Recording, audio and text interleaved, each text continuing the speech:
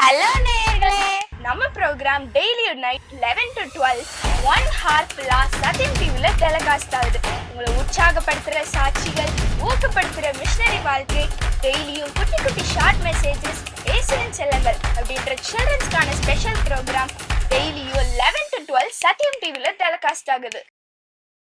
நமது ஆந்திரா மாநிலத்தில் கடந்த வாரத்தில் நடைபெற்ற ஊழியத்தை குறித்து ஒரு ரீகேப். கடந்த 20 வருடங்களாக இந்தியாவின் நெற்களஞ்சியமாம் ஆந்திராவில் நமது VMO மூலம் நாம் ஊழியம் செய்து வருகிறோம். விஜயநகரம், விசாகப்பட்டினம், ஸ்ரீகாகுளம், பார்வதிபுரம் ஆகிய மாவட்டங்களில் நமது தரிசனத்தின் மூலம் சிறுவர் மற்றும் வாலிபர் மத்தியில் ஊழியம் செய்து வருகிறோம். சந்திக்கப்பட்ட வாலிபர்கள் இப்பொழுது வீட்டு சபைகளாக கூடி தேவனை ஆராதித்து வருகிறார்கள். ஆந்திர மிஷனரிகளுக்காக குடும்ப கூடுகை ஒன்றை ஆயத்தப்படுத்தியிருந்தோம். நமது ஊழியத்தின் ஸ்தாபகர் டேவிட் கணேசன் அவர்களும் ஆந்திரா மற்றும் ஒரிசா கோஆர்டினேட்டர்களும் குழுவாக சென்று அந்த மிஷனரி கூடுகையில் கலந்து கொண்டார்கள். சவாலோடு கொடுக்கப்பட்ட தேவ செய்தி அவர்களை மேலும் ஆண்டவருக்காக செயல்பட தூண்டியது. இக்கூட்டத்தில் பங்கு பெற்றவர்கள் அநேகர் தங்களை ஜெபிப்பதற்காகவும் ஊழியம் செய்யவும் இன்னும் முழு நேர மிஷனரிகளாக தங்களை அர்ப்பணித்தார்கள். கூட்டத்தின் இறுதியில் அவர்களுக்கு பரிசுகள் வழங்கி உற்சாகப்படுத்தினோம். பின்னர் நடைபெற்ற ஞானஸ்தான ஆராதனையில் நமது தலைவர் டேவிட் கணேசன் அவர்கள் குவி மக்கள் மத்தியில் ஆண்டவருக்கு என்று தன்னை ஒப்பு கொடுத்த 13 நபர்களுக்கு ஞானஸ்தானம் கொடுத்தார்கள். அந்த 13 நபர்களும் முதல் தலைமுறை விசுவாசிகள் என்பது குறிப்பிடத்தக்கது. ஆந்திரா மாநிலத்தில் நடைபெறும் ஊழியத்திற்காக ஜெபியுங்கள். இன்னும் நமது சுதேச மிஷனரிகளை தேவன் வல்லமையாய் பயன்படுத்தும்படி ஜெபியுங்கள். ஆலயம் இல்லாத கிராமங்களில் ஆலயம் கட்டப்பட ஜெபியுங்கள். ஆந்திரா மாநிலம் இயேசுக்கே சொந்தமாகட்டும். ஆந்திராவில் ஒரு கூட்ட ஊழியர்கள் எழும்பும்படி ஜெபியுங்கள். தோள் கொடுங்கள். கர்த்தர் உங்களை ஆசீர்வதிப்பாராக.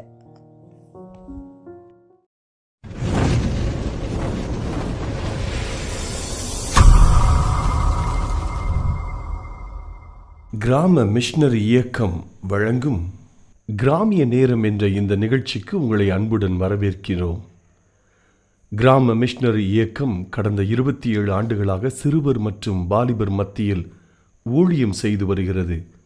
800க்கும் மேற்பட்ட மிஷனரிகளோடு தமிழ்நாட்டில் உள்ள 38 மாவட்டங்கள் உட்பட ஆந்திரா, ஒடிசா, கர்நாடகா, சத்தீஸ்கர், ஜார்க்கண்ட் மற்றும் மத்திய பிரதேசம் ஆகிய மாநிலங்களிலும் நற்செய்தி பணியை செய்து வருகிறது. எமது இலக்கு 1,00,000 கிராமங்கள், 7,000 மிஷனரிகள், ஒவ்வொரு மாநிலத்திலும் 500 மிஷனரிகள். எமது தரிசனம் என் ஆட்டுக்குட்டிகளை மெய்ப்பாயாக என்ற வசனத்தின்படி கிராமங்களில் உள்ள சிறுவர் மற்றும் வாலிபர்களை கிறிஸ்துவுக்குள் வழிநடத்தி அவர்கள் மூலம் கிராமங்களை சுவிசேஷ மயமாக்குதல், சந்திக்கப்படும் சிறுவர் மற்றும் வாலிபர்களை நாளைய தலைவர்களாகவும் ஊழியர்களாகவும் உருவாக்குதல், ஒவ்வொரு கிறிஸ்தவரையும் ஆத்தும ஆதாயம் செய்கிறவராக மாற்றுதல். இப்பொழுதும் எமது நிகழ்ச்சிகளை ஜெபத்துடன் பார்த்து பயனடையுங்கள். செயல்படும் கிறிஸ்தவர்களாக தேவனுக்கு உங்களை அர்ப்பணிப்பது உறுதி. ஹலோ நேயர்களே, உங்ககிட்ட ஒரு நிமிஷம் பேசலாமா? நம்ம இந்த உலகத்தில் எதுக்காக இவ்வளோ கஷ்டப்பட்டு வேலை செய்கிறோம்? பணத்துக்காக தானே. பணத்தை வச்சு ஒரு கட்டில் வாங்கலாம், ஆனால் தூக்கத்தை வாங்க முடியாது. பணத்தை வச்சு ஒரு புக் வாங்கலாம், ஆனால் ஞானத்தை வாங்க முடியாது. பணத்தை வச்சு மாத்திரை வாங்கலாம், ஆனால் சுகத்தை வாங்க முடியாது. வேதத்தில் கூட வாசிக்கிறோம், நீங்கள் பண ஆசை இல்லாதவர்களாய் நடந்து உங்களுக்கு இருக்கிறவைகள் போதும் என்று எண்ணுங்கள். நான் உன்னை விட்டு விலகுவதும் இல்லை, உன்னை கைவிடுவதும் இல்லைன்னு எபிரேயர் 13:5 வாசிக்கிறோம். அதே போல பணம் கொடுக்கக்கூடாத தூக்கத்தை, ஞானத்தை, சுகத்தை கொடுக்கத்தக்கதான வல்லமை உள்ளவர் நம்ம ஏசப்பா. நம்ம ஏசப்பாவே நம்ம கூட இருக்கிறப்போ நமக்கு வேற என்ன வேணும்?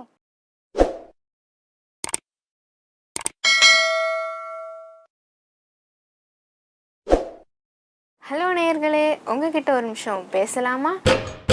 ஜாப்பனீஸ் பேம்புன்ற ஒன் கைண்ட் ஆஃப் பேம்பு, அதோட நட்ட நாள்லேருந்து 5 இயர்ஸ்க்கு அதுக்கு டெய்லி தண்ணி ஊற்றி உரம் போட்டு அதை பாதுகாப்பாக பத்திரமா பார்த்துட்டு இருக்கணும். அந்த 5 இயர்ஸ்க்கு ஒரு இலை கூட அதுலேருந்து வராது. ஆனால் 5 இயர்ஸ்க்கு அப்புறம் அது டெய்லி 1 மீட்டர் வளரும். அதாவது அதோட ஆவரேஜ் ஹைட் 25 to 75 மீட்டர்ஸ் வரை வளரும். அது அந்த 5 இயர்ஸ் என்ன செஞ்சிச்சுன்னு தானே நினைக்கிறீங்க? அந்த 5 இயர்ஸ் அதோட வேர் அது உள்ளே கொண்டு போய் அந்த மரம் வந்து ஸ்ட்ராங்காக்க உதவி செஞ்சிச்சு. அதுக்கப்புறம் என்னதான் புயலே வந்தாலும் அது அசையாம நிற்கும். அதே மாதிரி தான் நேயர்களே, நம்மளும் ஏசப்பாவை இறுக்கி பிடிச்சிக்கிட்டா ஃபர்ஸ்ட் ஒரு ரிசல்ட்டும் இல்லாத மாதிரி தான் இருக்கும். ஆனா ஒரு நாள் ஏசப்பா நம்மளை மகிமையா உயர்த்தி வைப்பாங்க.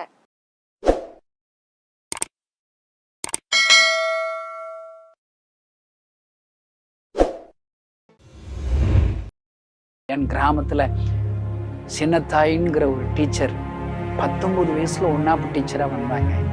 அவர்கள் திருமணம் பண்ணக்கூடாது, நான் என்னுடைய வாழ்க்கையை ஜெபிப்பதற்காக அர்ப்பணிக்கிறேன். ஹல்லேலூயா. அர்ப்பணித்தார்கள். எல்லா கிளாஸ்லையும் சின்ன சின்ன கதைகளை சொல்லி என் ஆண்டோடைய அன்பை சொல்லி கொடுப்பார்கள். ஆமேன். பாருங்க, அவங்க ஒவ்வொரு நாளும் கண்ணீரோடு கூட ஜெபம் பண்ணுவார்கள். 64 வயது வரை ஜெபித்து முடித்த போது அவர்கள் மனசுல ஒரு சின்ன சஞ்சலம் வந்துச்சு. இவ்வளோ வருஷம் ஜெபம் பண்ணி என்னுடைய ஜெபம் ஒரு மாற்றமே இல்லை, இந்த கிராமத்துல ஒருவர் கூட ரட்சிக்கப்படவில்லை என்று சொல்லி முறுமுறுக்க ஆரம்பித்தார்களாம். அவருடைய ஜெப வாழ்க்கையிலிருந்து பின்வாங்க ஆரம்பித்தார்களாம். அப்பொழுது ஒரு நாள் இரவுல அவர்கள் அழுது கொண்டிருந்த போது ஆண்டவர் தரிசனமானார். சின்னத்தாய் டீச்சரோடு கூட ஏசப்பா பேசுறேன். என்ன பேசினார் தெரியுமா? இத்தனை வருடம் நீ ஜெபிக்கிற ஜெபத்தை கேட்டு உலகம் முழுவதிலும் பெரிய ஒரு எழுப்புதலை நான் கொடுத்திருக்கிறேன். அநேக ஆயிரங்கள் லட்சக்கணக்கான ஆத்துமாக்களை ரட்சித்திருக்கிறேன். அதெல்லாம் உன் கண்கள் பார்க்கவே முடியாது, இப்பொழுது பார்க்க முடியாது. ஆனாலும் இந்த கிராமத்துல உன் ஜெபத்தை கேட்டு ஒரு ரட்சிக்கப்படலை என்னன்னு சொல்றேன் இல்லை. ஜெபத்தை கேட்டு 2 வாலிபர்களை நான் ரட்சித்திருக்கிறேன். அவர்கள் இப்பொழுது என்னுடைய சமூகத்தில் ஜெபித்து கொண்டிருக்கிறார்கள். அவர்களை உலகம் முழுவதற்கும் எடுத்து பயன்படுத்துவேன் என்று ஆண்டவர் சொன்னார். அந்த டீச்சருக்கு ஆச்சரியம். என் ஜெபத்தை கேட்டு என் கிராமத்துல 2 வாலிபர்களா, அவர்களை உலகம் முழுவதும் நீர் பயன்படுத்த போகிறீர்களா? கேள்வியோடு யார் அவர்கள் என்று தேடின போதுதான் நானும் என்னோடு கூட சேர்ந்து ரட்சிக்கப்பட்ட என்னுடைய நண்பனும் நாங்கள் இருவரும் சேர்ந்து ஜெபிக்க ஆரம்பித்தோம். ஆண்டவரை தேட ஆரம்பித்தோம். அவர்கள் என்னை பார்த்து சொன்னார், கணேசன், நீ ரட்சிக்கப்பட்டுட்டியா? ஏசப்ப பிள்ளையா மாறிட்டேயே? அவர்கள் கண்ணீரோடு கேட்டார். அவர்கள் சொன்னார்கள், உன்னை உலகம் முழுவதற்கு எடுத்து பயன்படுத்துவார். ஐயா, இன்றைக்கு நான் இத்தனை பெரிய ஊழியக்காரனாக இருக்கிறேன். எல்லாரும் என்னதான் பார்ப்பாங்க, ஆனால் எனக்கு பின்பாக மறைந்திருந்து ஊழியம் செய்த ஜெபித்த ஒரு சின்னத்தாய் என்கிற டீச்சர் இருக்கிறார். இதே போல அநேகர் மறைந்திருந்து இப்படிப்பட்ட ஊழியத்திற்காக கண்ணீரோடு கூட ஜெபித்திருக்கிறார்கள். கிராம ஊழியத்திற்காக ஜெபித்திருக்கிறார்கள். தேசத்துடைய எழுப்புவதற்காக மறைந்திருந்து ஜெபித்த அப்படிப்பட்ட ஜெபத்தை கேட்டுதான் இன்றைக்கு என்னை போல ஊழியக்காரர்களை எழுப்பி இருக்கிறார். ஐயா,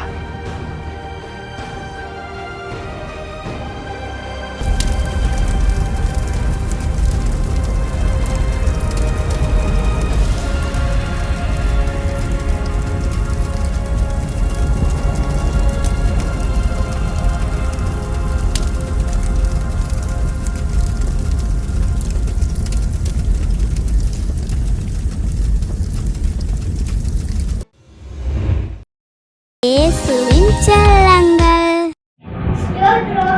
என் பேர் தான் பிரேசி. நான் தேர்ட் ஸ்டாண்டர்ட் படிக்கிறேன். இப்போ நான் ஒரு பாட்டு பாட போறேன்.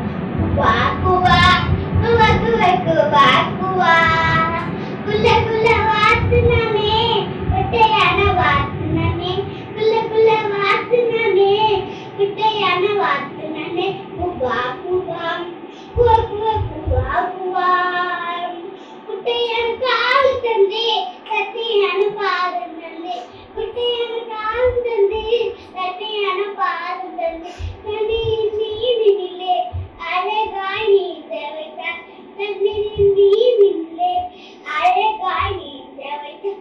குவா குவா குவா குவா குவா குவா, கியா கியா கிச்சி கிச்சி கியா கியா, சின்ன சின்ன கோழி குஞ்சி, மென்மையான கோழி குஞ்சி, சின்ன சின்ன கோழி குஞ்சி, பஞ்சு போல கோழி குஞ்சி, கியா கியா கிச்சி கிச்சி கியா கியா, முட்டைக்குள்ளே நான் இருந்தேன், உலகத்தை பார்க்க வைத்தான், முட்டைக்குள்ளே நான் இருந்தேன், உலகத்தை பார்க்க வைத்தான், அப்பாவின் சிறகடியில் அடைக்கலம் எனக்கு தந்தார், அம்மாவின் சிறுகடியில் அடைக்கலம் எனக்கு தந்தார்.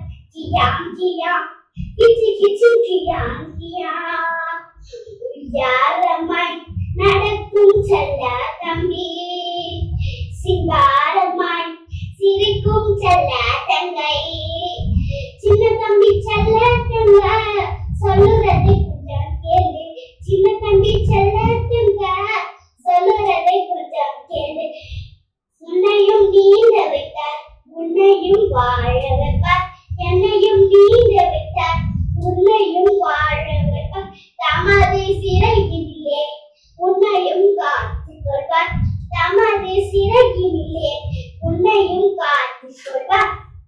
இயேசுவின் செல்லங்கள்.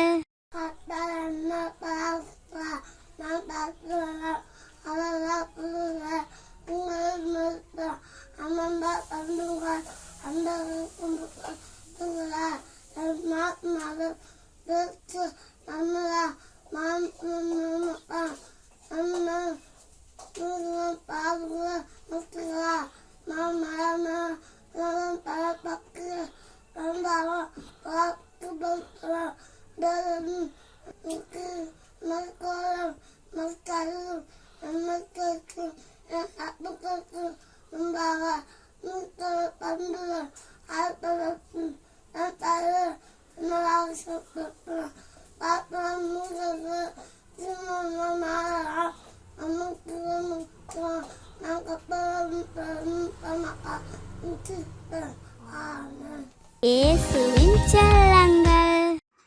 Praise the Lord.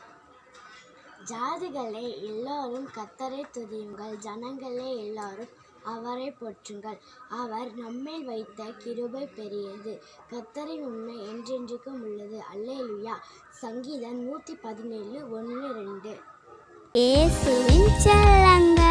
நானும் வளருவேன் இயேசுவை போல நானும் வளருவேன் இயேசுவை போல நானும் வளருவேன் இயேசுவை போல நானும் வளருவேன் ஜீசஸ் கிரைஸ்ட் போல நானும் வளருவேன் ஜீசஸ் கிரைஸ்ட் போல ஸ்பெட் அண்ட் ஜிக்ஸ் could share no never be the burgers out here no never books and my here no never அப்புறம் எப்படி வளருவா சொல்ற கேளுங்க இயேசுவுக்கு பயந்து பெற்றோருக்கு திருக்கி வளருவேன் நான் வளருவேன் ஞானத்திலும் பலத்திலும்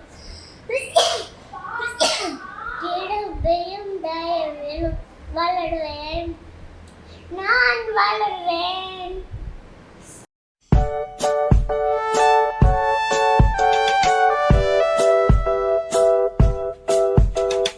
இப்போ நம்ம ஒரு ரயிலில் பற்றி ஒரு பாட்டு கற்றுக்க போகிறோம். சரியா? அண்ணன் பாடுறேன், தம்பி மாதிரி தங்கச்சி மாதிரிலாம் என்ன பண்ணுங்க, கேளுங்க. சரியா? சரி, நீங்களாம் சின்ன பிள்ளைங்க தானே? சரி. சிக்கு புக்கு சிக்கு புக்கு சிக்கு புக்கு சிக்கு புக்கு ரயில் வண்டி தண்டவாளம் மேலே செல்லும் ரயில் வண்டி சிக்கு புக்கு சிக்கு புக்கு சிக்கு புக்கு சிக்கு புக்கு ரயில் வண்டி தண்டவாளம் மேலே செல்லும் ரயில் வண்டி ராஜாதி ராஜன் இயேசு ராஜன் டிரைவரே உன்னை என்னை காக்கும் நல்ல ஓனரே ராஜாதி ராஜன் இயேசு ராஜன் டிரைவரே உன்னை என்னை காக்கும் நல்ல ஓனரே சிக்கு புக்கு சிக்கு புக்கு சிக்கு புக்கு சிக்கு புக்கு ரயில் வண்டி தண்டவாளம் மேலே செல்லும் ரயில் வண்டி சிக்கு புக்கு சிக்கு புக்கு சிக்கு புக்கு சிக்கு புக்கு ரயில் வண்டி தண்டவாளம் மேலே செல்லும் ரயில் வண்டி. பாட்டு அவ்வளவுதான். ஈஸியா இருக்கா? கேட்கறது ஈஸியா இருக்கா? பாடுறது ஈஸியா இருக்கா? கேட்க பாட ஈஸியா இருக்கு. என்ன அப்போ நீங்கள் எல்லாம் சேர்ந்து பாடுறீங்களா? சரி, நீங்கள் எல்லாம் ஒரு வாட்டி சேர்ந்து பாடுறீங்களா? நீங்கள் பாடும்போது அண்ணன் ஆக்ஷன் பண்ணுவாங்க. சரியா? அண்ணன் மட்டும் இல்லை, நான் சேர்ந்து ஆக்ஷன் பண்ணுவேன். சரியா? அண்ணே பண்ணிடலாமாண்ணே? பண்ணிடலாம். சரி, ரெடி? 1 2 3 ஸ்டார்ட். சிக்கு புக்கு சிக்கு புக்கு சிக்கு புக்கு சிக்கு புக்கு ரயில் வண்டி தண்டவாளம் மேலே செல்லும் ரயில் வண்டி, சிக்கு புக்கு சிக்கு புக்கு சிக்கு புக்கு சிக்கு புக்கு ரயில் வண்டி, தண்டவாளம் மேலே செல்லும் ரயில் வண்டி, ராஜாதி ராஜன் ஏசு ராஜன் டிரைவரே, உன்னை என்னை காக்கும் நல்ல ஓனரே, ராஜாதி ராஜன் ஏசு ராஜன் டிரைவரே, உன்னை என்னை காக்கும் நல்ல ஓனரே, சிக்கு புக்கு சிக்கு புக்கு சிக்கு புக்கு சிக்கு புக்கு ரயில் வண்டி, தண்டவாளம் மேலே செல்லும் ரயில் வண்டி, சிக்கு புக்கு சிக்கு புக்கு சிக்கு புக்கு சிக்கு புக்கு ரயில் வண்டி, தண்டவாளம் மேலே செல்லும் ரயில் வண்டி. Hello, ready? 1 2 3 ஸ்டார்ட். சிக்கு புக்கு சிக்கு புக்கு சிக்கு புக்கு சிக்கு புக்கு ரயில் வண்டி, தண்டவாளம் மேலே செல்லும் ரயில் வண்டி, சிக்கு புக்கு சிக்கு புக்கு சிக்கு புக்கு சிக்கு புக்கு ரயில் வண்டி, தண்டவாளம் மேலே செல்லும் ரயில் வண்டி, ராஜாதி ராஜன் ஏசு ராஜன் டிரைவரே, உன்னை என்னை காக்கும் நல்ல ஓனரே, ராஜாதி ராஜன் ஏசு ராஜன் டிரைவரே, உன்னை என்னை காக்கும் நல்ல ஓனரே, சிக்கு புக்கு சிக்கு புக்கு சிக்கு புக்கு சிக்கு புக்கு ரயில் வண்டி, தண்டவாளம் மேலே செல்லும் ரயில் வண்டி, சிக்கு புக்கு சிக்கு புக்கு சிக்கு புக்கு சிக்கு புக்கு ரயில் வண்டி, தண்டவாளம் மேலே செல்லும் ரயில் வண்டி. சூப்பரா செஞ்சீங்க, வெரி குட். உலகத்தில் கிடைக்காத ஒரு கமாடிட்டி. எத்தனை லட்சங்கள் கோடிகள் இருந்தாலும் இந்த சமாதானத்தை விலை கொடுத்து வாங்க முடியாது. விலை உயர்ந்தது பிரம்மாண்டம் என்றாலே மனிதனுடைய கண்களை அது ஈர்க்கத்தான் செய்கிறது. எனக்கு பக்கத்தில் இருக்கிறோட நான் பெருசா கட்டணும், என்னை விட யாரும் பெருசா இருக்கக்கூடாது அந்த நினைக்கிற எண்ணங்கள், அது எல்லாம் தேவனுக்கு விரோதமான அந்த ஜீவனத்தின் பெருமை. இயேசு கிறிஸ்துவின் நாமத்திலே இந்த நிகழ்ச்சியிலே பங்கு பெற வந்திருக்கிற உங்களை அன்போடு கூட வரவேற்கிறோம். கிராம மிஷனரி இயக்கத்தில் இருக்கிற எல்லா மிஷனரிகளின் சார்பாக உங்களை வாழ்த்துகிறேன். சங்கீதம் 119:1 அங்கே எழுதப்பட்டிருக்கிறபடி, கர்த்தருடைய வேதத்தின்படி நடக்கிற உத்தம மார்க்கத்தார் பாக்கியவான்கள் அப்படின்னு சொல்லியிருக்கிற அந்த வார்த்தையின்படி உங்களுடைய வாழ்க்கை இருக்க வேண்டும் என்று சொல்லி நாங்கள் ஜெபிக்கிறோம். கர்த்தருடைய வேதத்தில் அதில் அங்கே பார்க்குறோம், அதன்படி நடக்கும்போது நீங்கள் பாக்கியவான்களாய் இருப்பீர்கள். இப்படிப்பட்ட பாக்கியவான்களாய் ஆசீர்வாதமுள்ள வாழ்க்கையை நீங்கள் வாழ வேண்டும் என்று சொல்லி உங்களுக்காக ஜெபிக்கிறோம். கிராம மிஷனரி இயக்கத்திற்காக நீங்களும் தினசரி உங்களுடைய தனி ஜெபங்களிலும் குடும்ப ஜெபங்களிலும் ஒரு சில நிமிடங்கள் நீங்கள் ஜெபிக்கும் ஜெபம் கர்த்தர் எங்களை கொண்டு பெரிய காரியங்கள் செய்வதற்கு நிச்சயமாக எங்களை பலப்படுத்தும். கிராமங்களிலே சிறுவர்கள் வாலிபர்கள் மத்தியிலே ஊழியம் செய்கிறோம். அவர்கள் மூலம் பெற்றோர்கள் சந்திக்கப்பட வேண்டும். இந்தியா கிராமங்களில் வாழுகிறது. இந்த பெரிய ஒரு ஊழியத்தை ஆண்டவர் செய்யும்படி எங்களுக்கு வழிநடத்தியிருக்கிறார். அது மட்டும் இல்லை, சந்திக்கிற சிறுவர்கள் வாலிபர்களை நல்ல ஊழியர்களாய் தலைவர்களாய் ஏதாவது வகையிலே ஆண்டவருக்கென்று ஊழியம் செய்கிற ஒரு சந்ததியாய் எழுப்ப வேண்டும் என்று சொல்லி ஆண்டவர் எங்களுக்கு கொடுத்திருக்கிற தரிசனத்தின்படி நாங்கள் பிரயாசப்படுகிறோம். எந்தெந்த வகையில் எல்லாம் கிராமங்களை சுவிசேஷமயமாக்க முடியும், எப்படியெல்லாம் சீஷர்களை உருவாக்க முடியுமோ அந்த வழிகளெல்லாம் ஆண்டவருடைய வழிநடத்தின்படி முயற்சி செய்து வருகிறோம். எங்களுக்காக தொடர்ந்து ஜெபியுங்கள். இன்றைக்கு உங்கள் மத்தியிலே மார்க் சுவிசேஷம் 13வது அதிகாரத்தில் முதல் 2 வசனங்களிலிருந்து உங்களோடு நான் பேச விரும்புகிறேன். இயேசு கிறிஸ்து அந்த சிலுவையில் அறைய போகிறதற்கு சில நாட்களுக்கு முன்பாக கடைசி கால அடையாளங்களை குறித்து சொல்லப்பட்ட ஒரு அதிகாரம். மார்க் 13:1-2 வசனங்களை நான் வாசிக்கிறேன். அவர் தேவாலயத்தை விட்டு புறப்படும் போது அவருடைய சீஷரில் ஒருவன் அவரை நோக்கி, போதகரே, இதோ இந்த கல்லுகள் எப்படிப்பட்டது, இந்த கட்டடங்கள் எப்படிப்பட்டது பாரும் என்றான். இயேசு அவனுக்கு பிரதியுத்தரமாக, இந்த பெரிய கட்டிடங்களை காண்கிறாயே, ஒரு கல்லின் மேல் ஒரு கல்லிராதபடி எல்லாம் இடிக்கப்பட்டு போகும் என்றார். இந்த வசனங்களிலிருந்து ஆண்டவர் நமக்கு தரக்கூடிய செய்திகளை நம்ம ஜெபத்தோட கவனிப்போம். இங்கே நம்ம பார்க்கிற ஒரு காரியம் என்ன? இயேசு கிறிஸ்து ஒரு காரியத்தை ஒரு விதமாய் பார்க்கிறார், சீஷர்கள் வேறு விதமாய் பார்க்கிறார்கள். அங்கே எங்கே இருக்கிறாங்க? எருசலேமில் இருக்கிற தேவ ஆலயத்தில் உள்ளே இருக்கிறாங்க. அந்த ஆலயம் பிரம்மாண்டமான ஒரு ஆலயம். ஒருவேளை ஆரம்பத்திலே சாலமோனால் கட்டப்படுகிறது, ஒரு காலகட்டத்திலே பாபிலோனிய ராஜாவால் இடிக்கப்பட்டு மறுபடியும் எஸ்ரா நெகேமியாவின் காலத்திலே கட்டப்பட்டு ஒரு மகிமையின் ஆலயமாக அந்த ஆலயம் அங்கே இருக்கிறது. அந்த கட்டடத்தை குறித்து ஜோசபஸ் என்று சொல்லக்கூடிய ஒரு வரலாற்று ஆசிரியர் சொல்லும்போது அதனுடைய சில கற்கள், அதனுடைய நீளம் 37 அடி நீளம், 12 அடி உயரம், 18 அடி அகலம் என்று சொல்லி அவர் ஒரு குறிப்பு எழுதி வைத்திருக்கிறார். ஒரு கல்லுடைய அளவு. பிரம்மாண்டமான ஒரு கட்டிடம். நம்ம கிட்ட போய் பார்த்தா அசந்து போயிடுவோம் அல்ல, அப்படிப்பட்ட ஒரு கட்டடம். அந்த கட்டடத்தை பார்த்து ஒரு நேச்சுரல் எக்ஸ்பிரஷன்ஸ் ஒரு சீஷன் சொல்லுகிறார், போதகரே இதோ இந்த கல்கள் எப்படிப்பட்டது, கட்டடங்கள் எப்படிப்பட்டது பாருங்க அப்படின்னு சொல்லி ரொம்ப ஆசையாக அதை சொல்லுகிறார். ஆனால் இயேசு கிறிஸ்து அதை பார்க்கிற விதம் வேறு மாதிரி இருக்கு. இது முற்றிலுமாக இடிக்கப்பட போகிற ஒரு காலம் வருது அப்படின்னு சொல்லி சொல்லுகிறார். சீஷர்களுக்கெல்லாம் ஆச்சரியம், பிரமிப்பு, என்ன இது, இந்த ஆலயம் இடிக்கப்படுமா அப்படிங்கிற ஒரு கேள்விக்குறியை கொண்டு வருகிறது. அந்த கேள்விக்கு பதிலாகத்தான் இந்த அதிகாரத்தில் கடைசி கால சம்பவங்கள் எல்லாம் ஆண்டவர் சொல்லுகிறார். இன்னைக்கு இந்த முதல் 2 வசனத்திலிருந்து நம்ம பார்க்க போகிற காரியம் என்ன தெரியுமா? தேவன் பார்க்கிற விதம் என்று ஒன்று இருக்கிறது, மனிதன் பார்க்கிற விதம் என்று ஒன்று இருக்கிறது. நம்முடைய பார்வை எப்படி இருக்கிறது அதை தான் நம்மளை கொஞ்சம் செக் பண்ண போகிறோம். 1 சாமுவேல் 16:7 ஆண்டவர் சொல்லுகிறார், மனுஷன் பார்க்கிறபடி நான் பாரேன் அப்படின்னு சொல்லுகிறார். இந்த வானத்தையும் பூமியும் சிருஷ்டித்த தேவன் அவர் உலகத்தில் உள்ள ஒவ்வொரு காரியங்களையும் கவனித்து கொண்டிருக்கிறார். அவர் சொல்றாரு, ஒன்ன மாதிரி நான் பார்க்கலப்பா, என்னுடைய பார்வை, என்னுடைய பெர்செப்ஷன் அது கம்ப்ளீட்டாக வேறுபட்டது என்று சொல்லி அங்கே சாமுவேலுக்கு ஆண்டவர் சொல்லுகிறார். நம்முடைய கிறிஸ்தவ வாழ்க்கையில் கூட நம்முடைய மனம் புதிதாகி மறுரூபமாக வேண்டும். உலக மனிதர்களுக்குள் தான் நாமும் வாழ்ந்து வந்தோம். ஒரு நாள் இயேசு கிறிஸ்துவை ஏற்றுக்கொண்டோம். மனம் திரும்புதல் என்கிற ஒரு துவக்கத்திலிருந்து நம்முடைய வாழ்க்கை ஆரம்பமாகிறது. மறுபடியும் பிறக்கிற அனுபவம், கிறிஸ்துவின் சீஷனாய் மாறுகிறோம். அதற்கு பின்பு நம்முடைய மனம் ஒவ்வொரு நாளும் அது மறுரூபமாகிக் கொண்டே இருக்க வேண்டும் என்று ஆண்டவர் விரும்புகிறார். குறிப்பாக நம்ம உலகத்தை பார்க்கிற விதம், ஒருவேளை இயேசு கிறிஸ்துவை அறிவதற்கு முன்பு நம்ம ஒரு மாதிரி பார்த்திருக்கலாம்.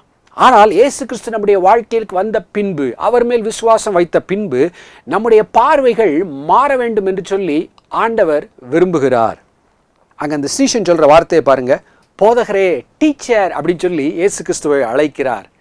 உங்களுக்கும் ஆண்டவருக்கும் இந்த போதகர் சீஷன்கிற உறவு இருக்கா? கட்டாயம் இருக்க வேண்டும்.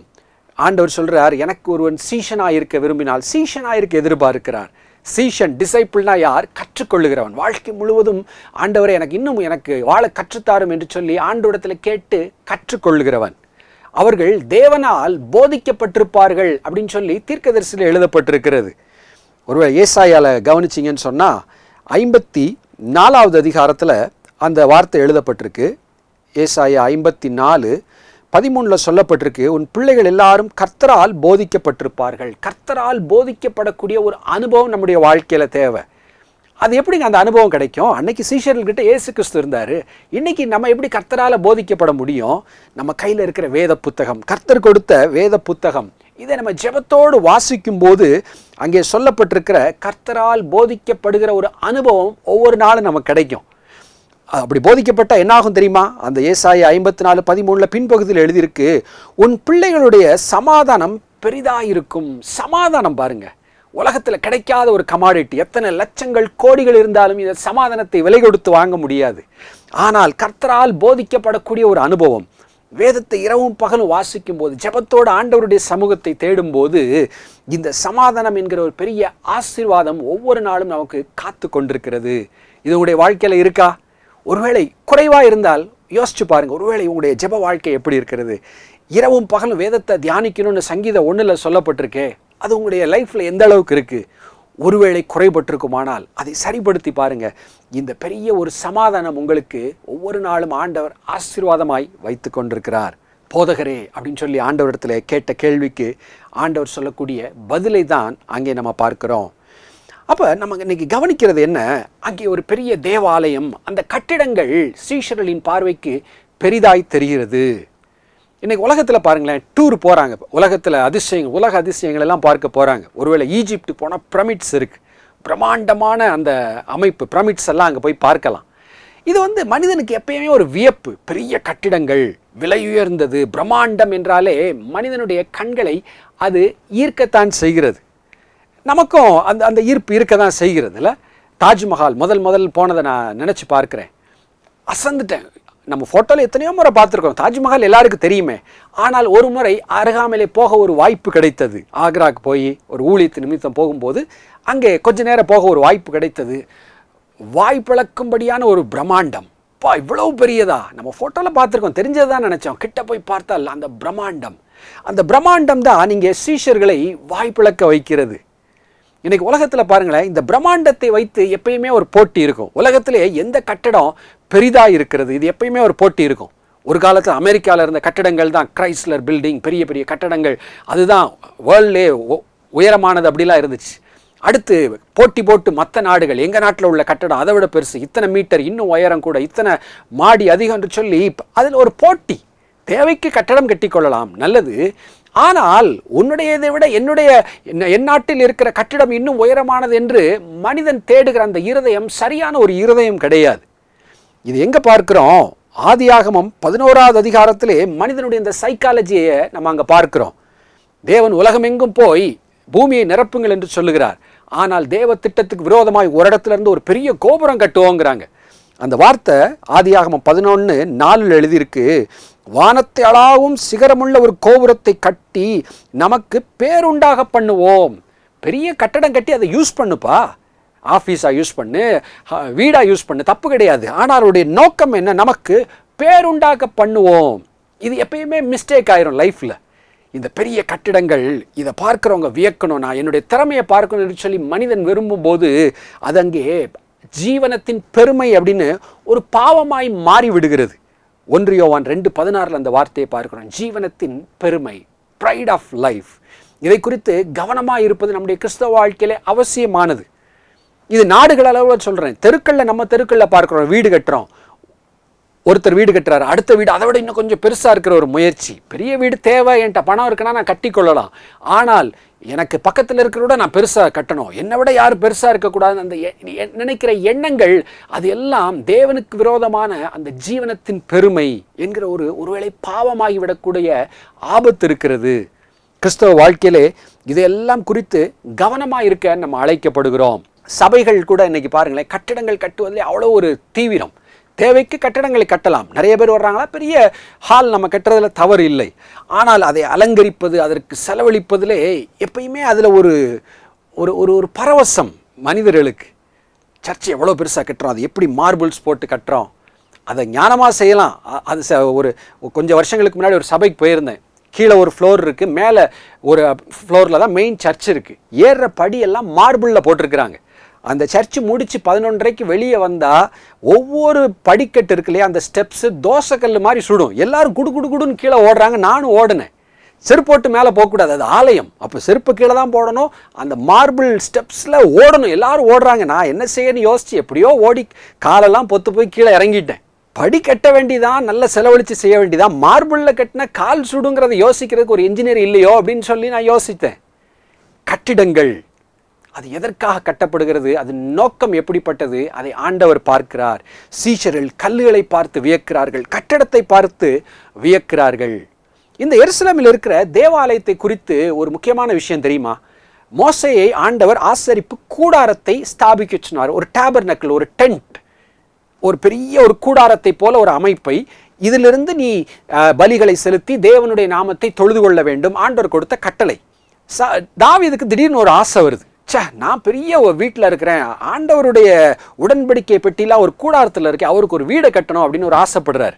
அப்போ நாத்தான் மூலம் ஆண்டவர் சொல்லி விடுவார். 2 சாமுவேல் 7வது அதிகாரம் 7வது வசனத்தில் பார்த்தீங்கன்னா, நான் இதுவரைக்கும் யாருக்கிட்டையும் இப்படி ஒரு கேதுரு மரத்தால் எனக்கு பெரிய ஒரு ஆலயத்தை கட்டு நான் கேட்டதே இல்லையப்பா அப்படின்னு தாவீதுகிட்ட ஃபர்ஸ்ட் ரெஸ்பான்ஸ் ஆண்டவர் கொடுக்கிறார். இன்னொரு வார்த்தையிலே சாலமோன் மூலமாய் கட்டப்பட்டது. ஒருவேளை பின்னாட்களில் எஸ்ரா நெகேமியால் எடுத்து கட்டப்பட்ட அந்த ஆலயம் என்பது காட்ஸ் பிரைமரி பிளான் கிடையாது. அவருடைய திட்டம் என்ன? இந்த கூடார அமைப்பு, ரட்சிப்பின் திட்டத்தை சொல்லக்கூடிய ஒரு அமைப்பு. இங்கே இருந்து மனிதன் தன்னை தேட வேண்டும், இதுதான் ஆண்டவருடைய பிளான். ஆனால் தாவீது இப்படி விரும்புகிறார். அடுத்த ஆண்டவர் அதை ஏற்றுக்கொள்கிறார். பரவாயில்ல, உன்னுடைய குமாரன் சாலமோன் அதை கட்டுவான் அப்படின்னு சொல்லி ஒரு வாக்கு கொடுத்து சாலமோன் மூலம் கட்ட அனுமதிக்கிறார். அது ஒரு பெரிய பிரம்மாண்டமாய் சாலமோன் அதை கட்டுகிறார். கட்டும்போது பார்த்தீங்கன்னா சாலமோன் அதை குறித்து ஒரு சமநிலையாய் சரியாய் புரிந்து கொள்ளுகிறார். ஒரு பக்கம் சாலமோனுக்கு ஆசை ரொம்ப கிராண்டாக இருக்கணும், மிக பிரமாதமாக யார் பார்த்தாலும் உலகத்தில் இருக்கிற வியக்க வேண்டும், மிக பெரிய தேவனுக்கு ஒரு பெரிய ஆலயத்தை கட்டப்போகிறேன் அப்படின்னு ஒரு பக்கம் எண்ணம் இருந்துச்சு. இன்னொன்று, அவருக்குள்ள ஒரு ஹியூமிலிட்டி, ஒரு தாழ்மை இருந்தது. அது என்ன தெரியுமா? 2 நாளாகமம் 2வது அதிகாரம் 5-6 கவனிச்சிங்கன்னா சாலமோன் அங்கே சொல்லுகிறார், நான் கட்டப்போகிற எங்கள் தேவன் எல்லா தேவர்களிலும் பார்க்கிலும் பெரியவர், ஆகையால் நான் கட்டப்போகிற ஆலயம் பெரிதாக இருக்கும் அப்படின்னு ஒன்று சொல்கிறார். சொல்லிட்டு 6வது வசனத்தில் சொல்கிறாரு, வானங்களும் வானாதி வானங்களும் அவரை கொல்லக்கூடாதிருக்க அவருக்கு ஒரு ஆலயத்தை கட்ட வல்லவன் யார்? அவர் சந்நிதியிலே தூபம் காட்டிருக்க ஒழிய வேறே முகாந்திரமாய் அவருக்கு ஆலயம் கட்டுகிறதற்கு நான் எம்மாத்திரம். சாலமோன் இந்த 2 சரி சமமாய் மனதில் வைத்திருக்கிறார். ஒரு பக்கம் பெருசாக இருக்கணும், பெரிய தேவனுக்கு ஒரு பெரிய ஆலயத்தை கட்ட போகிறேன். இன்னொரு பக்கம் சொல்கிறாரு, வானாதி வானங்களே அவரை கொள்ளாது, நான் எவ்வளோ பெருசாக கட்டி என்னத்துக்கு ஆக போகுது? ஏதோ அங்கே ஆசரிப்பு கூடத்தில் என்ன செய்யப்பட்டதோ அதே தூபம் காட்டுதல் பலிகள் இங்கே செய்யப்பட போகிறது. சரியாய் புரிந்து கொள்ளுகிறார். ஆண்டவர் அதை ஆசீர்வதிக்கிறார். அது ஒரு கூடாரத்திற்கு பதில் இந்த ஆலயம் என்கிற கட்டுமானம் பின்னாட்களிலே அங்கே அங்கீகரிக்கப்படுகிறது. மறுபடியும் சொல்லுகிறேன், ஆண்டவருடைய பிரைமரி பிளான், எனக்கு நீ பெருசாக ஒரு கட்டணம் கட்டணும், எல்லாரும் பார்த்து வியக்கணும். It's not God's first plan. அது தேவனுடைய பிரதானமான முதல் கட்டளை கிடையாது. தாவீது விரும்புகிறார், தேவன் அதை அங்கீகரிக்கிறார், சாலமோனை கட்ட வழிநடத்தி ஆசீர்வதிக்கிறார். அது ஜனங்களுக்கு ஆசீர்வாதமாய் அநேக ஆண்டுகள் இருக்கிறது. ஆனால் ஆண்டவருடைய திட்டம் என்ன? அந்த கட்டடங்கள் பெரிய கல்லை வச்சு மனிதனை வியக்க வைக்க வேண்டும் என்பது ஆண்டவருடைய திட்டம் கிடையாது. நீ என்னோடு ஒப்புரவாக வேண்டும், பலிகளின் மூலம் என்னோடு நீ சேர வேண்டும். அதுதான் அந்த கூடாரங்களின், ஆசரிப்பு கூடாரத்துடைய நோக்கம். நம்ம என்ன பார்த்துக்கிட்டு இருக்கிறோம்? மனிதன் ஒரு விஷயத்தை எப்படி பார்க்கிறான், இயேசு கிறிஸ்து எப்படி பார்க்கிறார்? அந்த இயேசு கிறிஸ்து பார்த்த பார்வையின் அர்த்தம் என்ன? 13:2 ஒரு கல்லின் மேல் ஒரு கல் இல்லாமல் எல்லாம் இடிக்கப்படு போகும் அப்படின்னு சொல்கிறாரே, எதை குறித்து சொல்லுகிறார்? அவர் தீர்க்க தரிசனமாய் சொல்லுகிறார். கிபி 70வது ஆண்டில் ரோமன் ஜெனரல் டைட்டஸ் அப்படிங்கிறவர் ரோம சோல்ஜர்ஸோடு வந்து அங்கே எருசலேமை முற்றிலுமாய் இடித்து ஆலயத்தெல்லாம் இடிக்கிற சம்பவம் வரலாற்றில் எழுதப்பட்டிருக்கிறது. சொல்லப்பட்டபடி ஒரு கல்லின் மேல் கல் இல்லாதபடி எல்லாம் இடிக்கப்பட்டு போயிற்று. காரணம் என்ன? வந்த மேசியாவாக இயேசு கிறிஸ்துவை அவர்கள் அறிந்து கொள்ளவில்லை. இயேசு கிறிஸ்து எருசலேமை பார்த்து பல இடங்களில் எருசலேமே எருசலேமே என்று சொல்லி அழக்கூடியவராக இருப்பார்.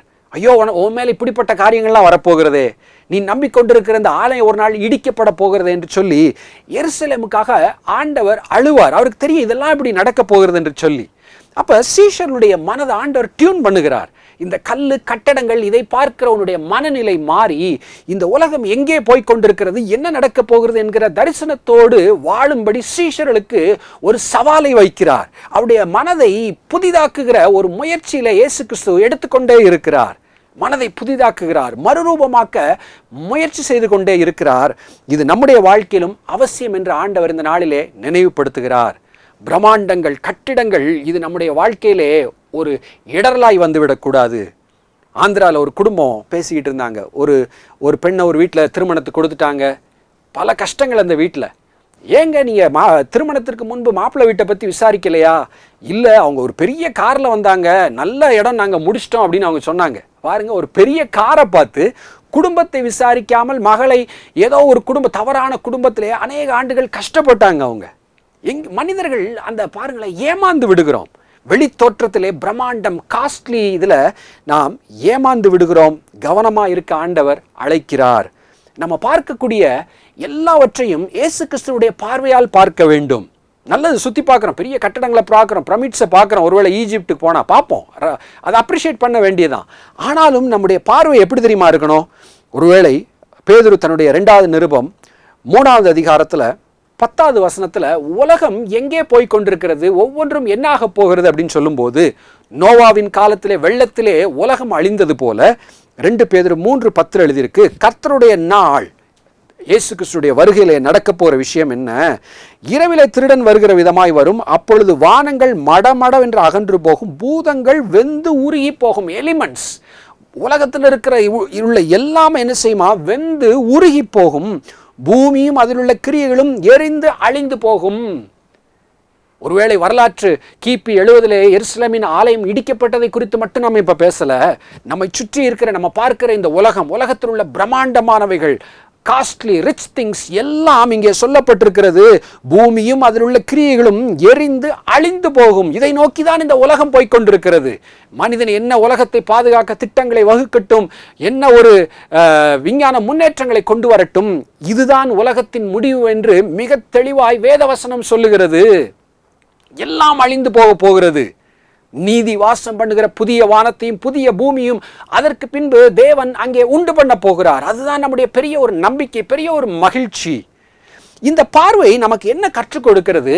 நம்ம பார்க்கிற உலகத்தை நம்ம என்ன செஞ்சிடக்கூடாது, கல்லையும் கட்டடத்தையும் பார்த்து வியந்து நம்முடைய வாழ்க்கை நின்றுவிடக்கூடாது. இதற்கு பின்பு இந்த உலகம் என்ன ஆக போகிறது, இந்த கட்டிடங்களிலே வாழுகிற மனிதர்கள் என்ன ஆக போகிறாங்க, ஆண்டவருடைய பார்வை எருசலேமே எருசலேமே என்று அழக்கூடிய அந்த ஒரு சிந்தை உலகமும் உலகத்தில் உள்ள மனிதர்களுடைய ரட்சிப்பிற்காகவும் கண்ணீர் விட்டு அழுகிற ஒரு இருதயம் வேண்டும் என்று சொல்லி இந்த மார்க் 13வது அதிகாரத்தின் முதல் 2 வசனங்களிலிருந்து ஆண்டவர் நமக்கு உணர்த்தி கொண்டு வருகிறார். அந்த 13:1-2க்கு முந்தின வசன பகுதி நீங்க பார்த்தீங்கன்னா அங்கே கிட்டத்தட்ட இதே போல ஒரு தாட் ஆண்டவர் அங்கே கொடுக்கிறார். மார்க் சுவிசேஷம் 12வது அதிகாரத்தின் கடைசி பகுதி 41 பார்த்தோன்னா அங்கே இயேசு கிறிஸ்து காணிக்கை பெட்டிக்கு அருகாமையில் நின்று கொண்டிருக்கிறார். நிறைய வசதி படைத்தவங்க நிறைய காணிக்கை வந்து கொடுக்குறாங்க. ஒரு ஏழை விதவை தாயார் அங்கே வருகிறாங்க. 43வது வசனத்தில் பார்க்குறோம், அவங்க போட்டது ஒரு 2 காசு அங்கே போட்டாங்க அப்படின்னு சொல்லி எழுதியிருக்கு. நான் யோசிச்சு பார்த்தேன், எப்படி 2 காசுன்னு தெரிஞ்சிருக்கும்? நம்ம காணிக்கை கம்மியாக இருந்துச்சுன்னா தெரியாமல் போடுவோம், அந்த பைக்குள்ளே சத்தம் கேட்காமல் போடுவோம்.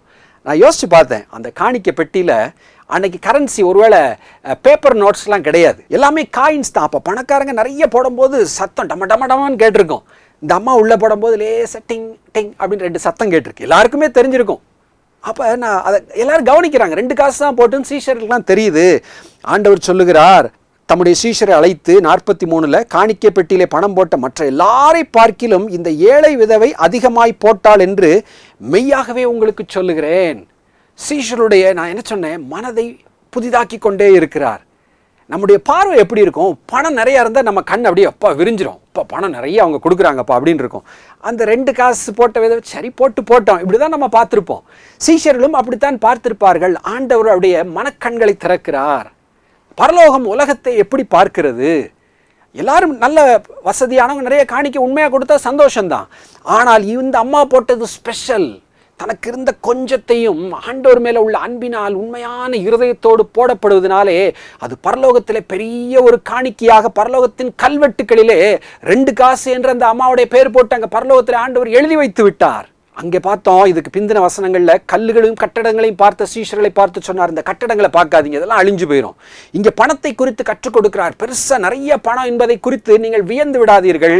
பணத்தை பரலோகம் எப்படி பார்க்கிறது, பரலோகத்தின் தேவன் எப்படி பார்க்கிறார் என்று சீஷர்களுக்கு கற்றுக் கொடுக்கிறார். பணத்திற்கு பின்பு ஓடுகிற உலகம், பணத்தினால் ஏமாறுகிற உலகத்தில் நீங்களும் நானும் வாழ்ந்து கொண்டிருக்கிறோம். கவனம் தேவை. பண ஆசை எல்லா தீமைக்கும் வேறாக இருக்கிறது.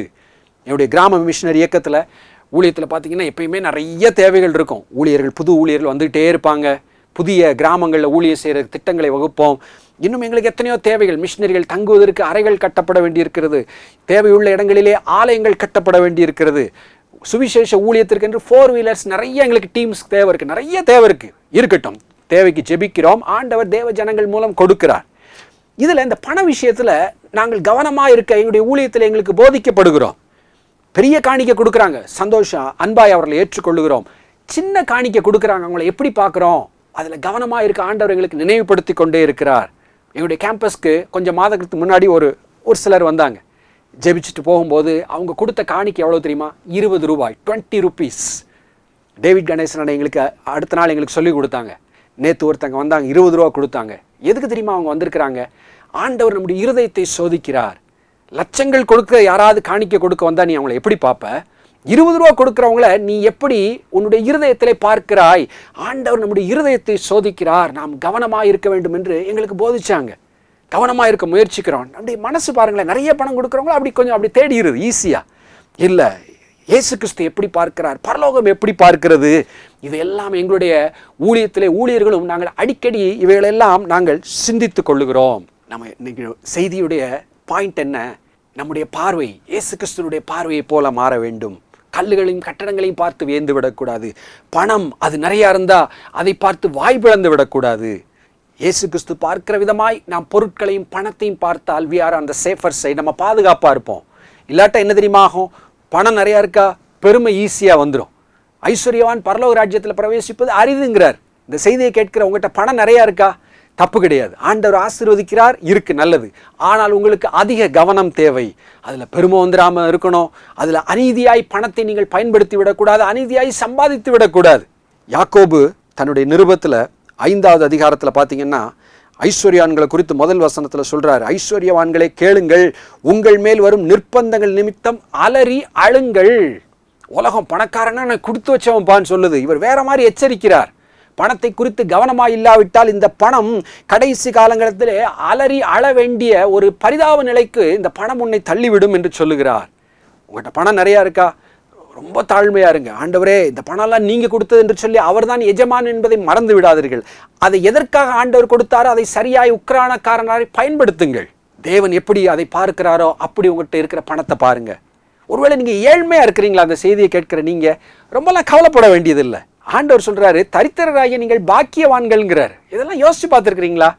உன்கிட்ட கஷ்டமாப்பா, பணம் இல்லையா, நீ கொடுத்து வச்சவன்ப்பா, பாக்கியவான்கிறாரு. அதில் ஏதோ விஷயம் இருக்குது. இயேசு கிறிஸ்துவுடைய சிந்தை இல்லாவிட்டால், ஒருவேளை நான் ஏழ்மையாக இருந்தால் எப்படி இருப்பேன்? தாழ்வு மனப்பான்மை வந்துடும். அவங்கள போல நம்மகிட்ட அது இல்லை, இந்த இல்லை, வீடு இல்லை என்று சொல்லி ஏதோ ஒரு கவலையை மனசுக்குள்ளே வந்துடும். பொறாமல் வந்துடலாம். இதெல்லாம் என்னுடைய எலும்புரிக்காய் என் வாழ்க்கையை அழித்து விடும். ஆனால் இயேசு கிறிஸ்துவனுடைய சிந்தை, பிலிப்பியரில் அழகாய் ஒரு வார்த்தை சொல்லப்பட்டிருக்கிறது. அதுதான் அந்த செய்தியினுடைய நிறைவான வசனமாய் உங்களுக்கு முன்பாக நான் வைக்க விரும்புகிறேன். பிலிப்பியர் 2வது அதிகாரம் 5வது வசனத்தில் எழுதியிருக்கு, கிறிஸ்து இயேசுவில் இருந்த சிந்தையே உங்களிலும் இருக்க கடவது. The mind that was in Christ. கிறிஸ்து இயேசுக்குள் இருந்த சிந்தை. அவர் உலகத்தை இந்த எப்படி பார்த்தார், அதே போல நாம் பார்க்க கற்றுக்கொள்ள வேண்டும். உலகத்தை அவர் நேசித்தார், உலகத்தில் இருக்கிற ஜனங்களுக்காக அழுதார், அதுபோல நம்ம அழ வேண்டும். உலக மனிதர்கள் பணம், கல்லுகள், கட்டிடங்கள் என்று சொல்லி வியந்து கொண்டிருக்கிற காலத்தில் அவர் பார்த்த விதம் வேறு போல இருந்ததே. அதே போல இருக்க உங்களையும் என்னையும் ஆண்டவர் இந்த நாளிலே அழைக்கிறார்.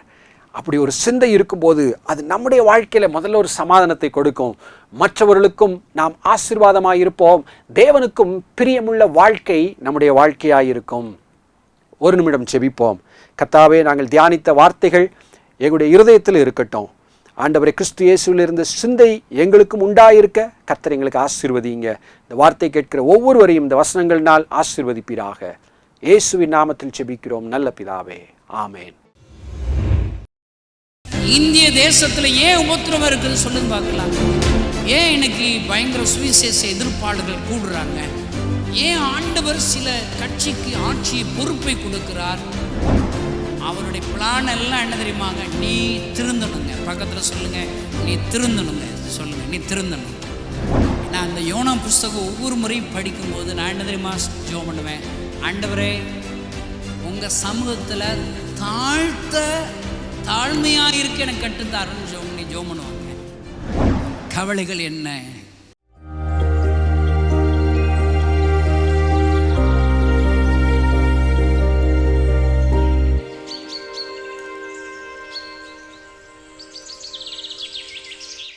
இவன் நினிவேலை பிரசங்கிக்கிறான்.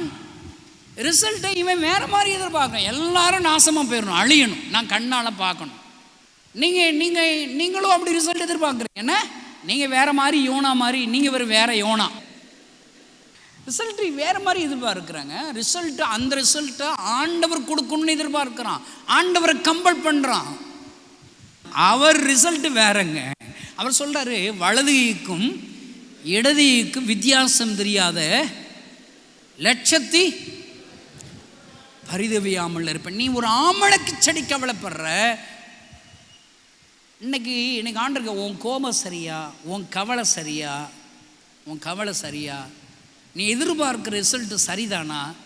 அந்த ரிசல்ட் ஆண்டர் கொடுப்பதற்கு நீ உருப்படியா, நீ தகுதியா? இப்போ இருக்கிற ஒரு 20 ஆத்மா 30 ஆத்மா அவங்க சர்ச்சுக்கு வர்றாங்களேங்க. இந்த 20 ஆத்மா 30 ஆத்மா வருதுல்ல, உங்களால் 1 மணி நேரம் ஒவ்வொரு நாளும் ஒழுங்காக ஜெபம் பண்ணுறீங்களா? வேத வாசிப்பு சரியாக இருக்கா? உங்களுடைய பரிசுத்தம் சரியாக இருக்குதா? இந்த ஒரு 20 ஆத்துமா 30 ஆத்துமா இருக்கும் போதே உன் ஜெபம் வாழ்க்கை தள்ளாடுதே.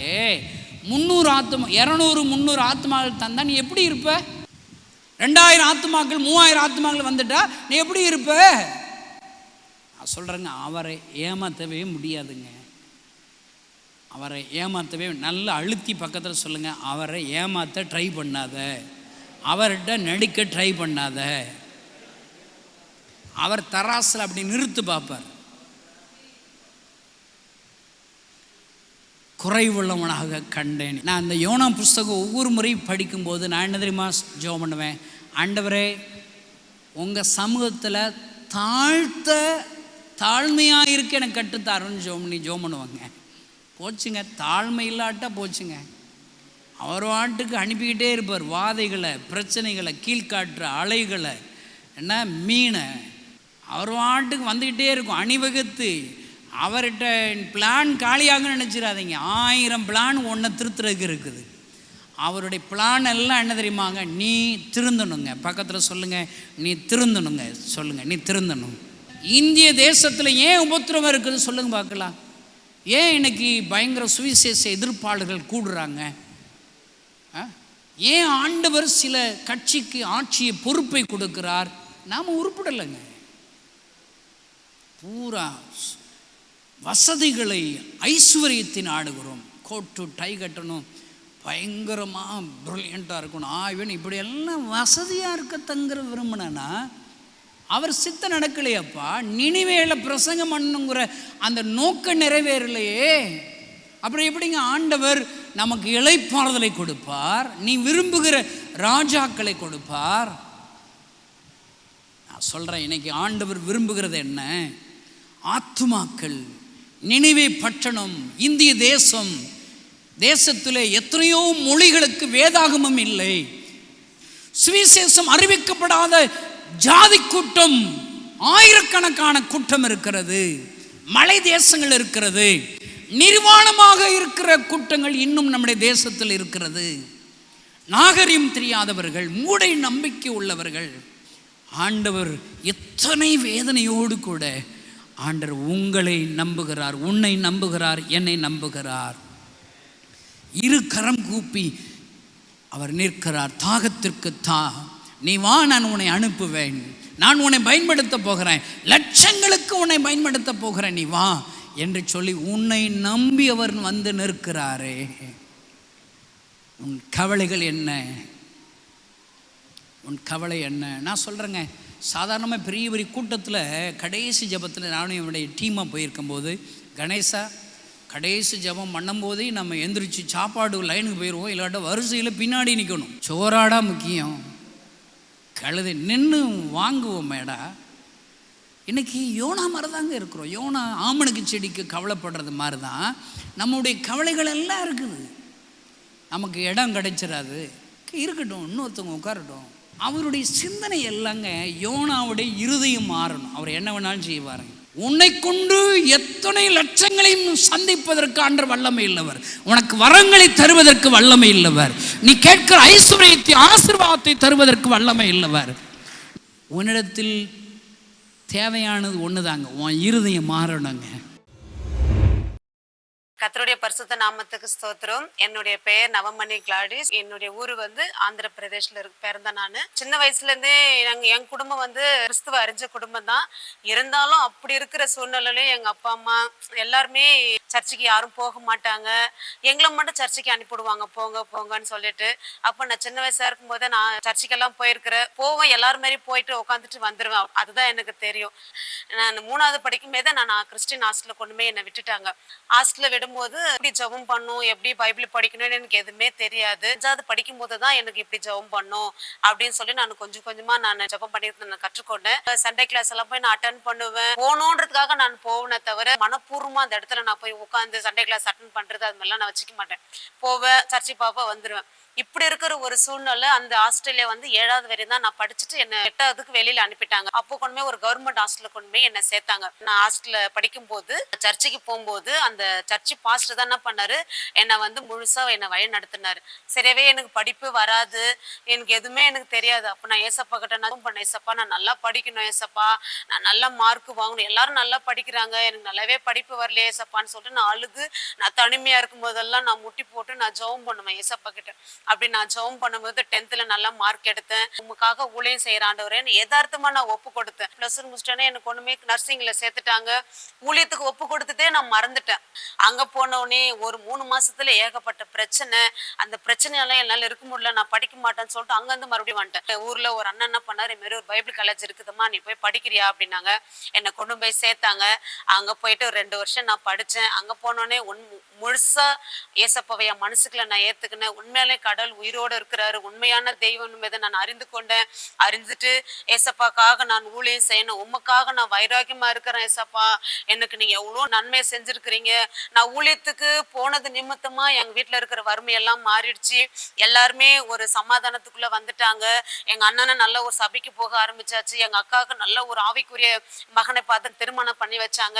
அப்போ நல்லா மாறிடுச்சு. அப்போ எனக்குள்ள ஒரு விசுவாசம் வந்துச்சு, ஏசப்பா நான் ஊழியத்துக்கு வந்தது நிமித்தமா தான் என் குடும்பத்தை நீ ஆசீர்வச்சிருக்கிறீங்க ஆண்டவரே, அதனால நான் உமக்காக நான் ஊழியம் செய்ய போறேன். நான் ஒப்பு கொடுத்து நானும் ஜெபம் பண்ணேன். ஏசப்பா எனக்கு நல்ல ஒரு ஊழியக்கார கணவரா எனக்கு நீங்க கொடுங்க ஏசப்பா. நான் ஜெபம் பண்ணேன்.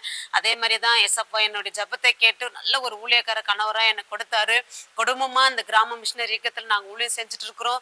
என்ன ஏசப்பா இந்த இடத்துல ஒரு சாட்சியா நிறுத்தது போல கண்டிப்பா இந்த சாட்சியை கேட்கிற உங்களையும் ஆண்டவர் நிச்சயமா உங்களை ஒரு சாட்சியா நிறுத்துவாரு.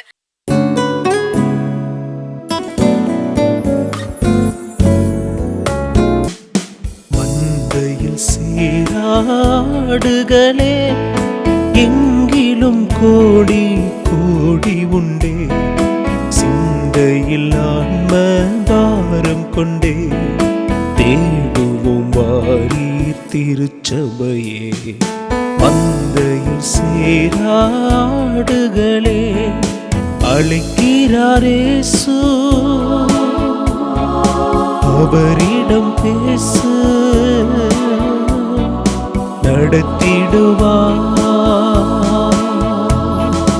அழைக்கிறாரேசு, அவரிடம் பேச நடத்திடுவார்.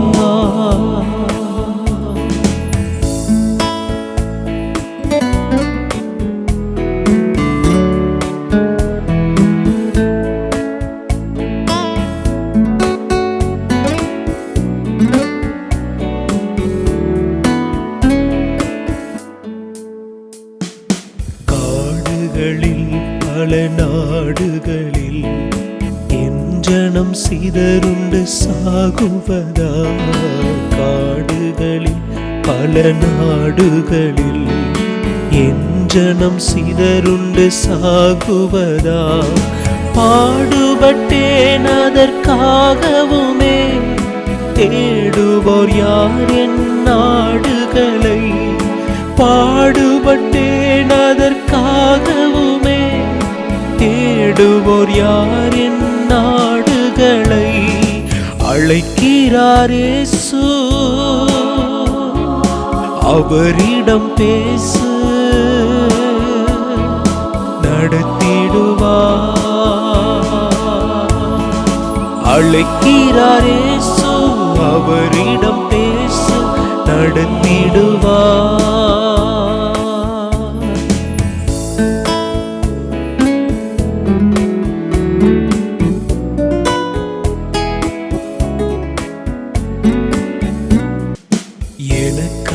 பேசிட நாவு வேண்டும், என்னை போல் அலைந்திட கால்கள் வேண்டும். எனக்காய் பேசிட நாவு வேண்டும், என்னை போல் அலைந்திட கால்கள் வேண்டும்.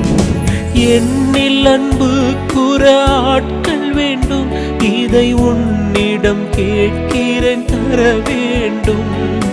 என்னில் அன்பு கூற ஆட்கள் வேண்டும், அதை உன்னிடம் கேட்கிறேன் தர வேண்டும். அழைக்கிறாரேசு, அவரிடம் பேச நட நடத்திடுவார்.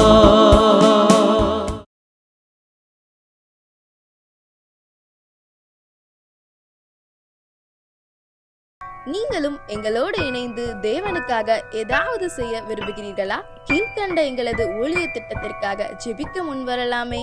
தமிழ்நாடு மற்றும் பிற மாநிலங்களிலும் ஆலயம் கட்ட தேவையாய் உள்ள 1000 கிராமங்களில் இடம் வாங்கி ஆலயம் கட்டப்பட ரூபாய் 5 லட்சமோ அல்லது அதில் ஒரு பகுதியோ கொடுத்து ஆலயம் கட்டி கொடுப்போர் எழும்ப ஜெபியுங்கள். சூனேமியால் எலிசாவுக்கு ஒரு அறை வீட்டை கட்டி கொடுத்தது போல புதிய மிஷனரிகள் தங்கி பயிற்சி எடுப்பதற்கு ரூபாய் 2 லட்சம் கொடுத்து ஒரு மிஷனரி வீட்டை கட்டி கொடுப்போர் எழும்ப ஜெபியுங்கள். நாம் சந்திக்கும் வாலிபர்கள் மற்றும் ஆரம்ப விசுவாசிகளை கிறிஸ்துவுக்குள் வளரச் செய்ய ரூபாய் 300 கொடுத்து முழு வேதாகமும் வாங்கி கொடுப்போர் எழும்ப ஜெபியுங்கள். நாம் பணி செய்யும் 8 மாநிலங்களிலும் உள்ள 880 மிஷனரிகளை மாதந்தோறும் ரூபாய் 10,000 கொடுத்தோ அல்லது இயன்ற காணிக்கையை கொடுத்தோ தாங்குவோர் எழும்ப ஜெபியுங்கள். தமிழ்நாடு மற்றும் பிற மாநிலங்களிலும் துரிதமாக சுவிசேஷம் அறிவிக்கவும் பின்தொடர் பணிக்காகவும் சுவிசேஷ வாகனங்கள் வாங்கி கொடுப்போர் எழும்ப ஜெபியுங்கள். தங்கள்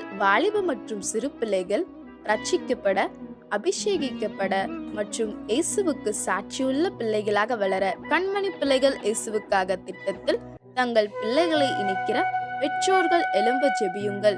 இந்தியா முழுவதிலும் இன்னும் துரிதமாக நம் மிஷனரி பணிகள் நடக்க மாதந்தோறும் அல்லது வருடத்திற்கு ஒரு முறையாவது ரூபாய் 1000 கொடுத்து எழுப்புதல் விரும்பும் பங்காளர் திட்டத்தில் இணைகிற அநேகர் எழும்ப ஜெபியுங்கள். மேலும் எங்களோடு தொடர்பு கொள்ள விரும்பினால் திரையில் காணும் எங்கள் முகவரியும் குறித்துக் கொள்ளுங்கள். கிராம மிஷனரி இயக்கம், தபால் பெட்டி எண் 51, விருதுநகர் 626001. இந்த நிகழ்ச்சியையோ அல்லது எங்கள் ஊழியத்தையோ நீங்கள் தாங்க விரும்பினால் எங்கள் தொலைபேசி எண்ணை குறித்துக் கொள்ளுங்கள். 7378000444. கர்த்தர் தாமே உங்களை ஆசீர்வதிப்பாராக.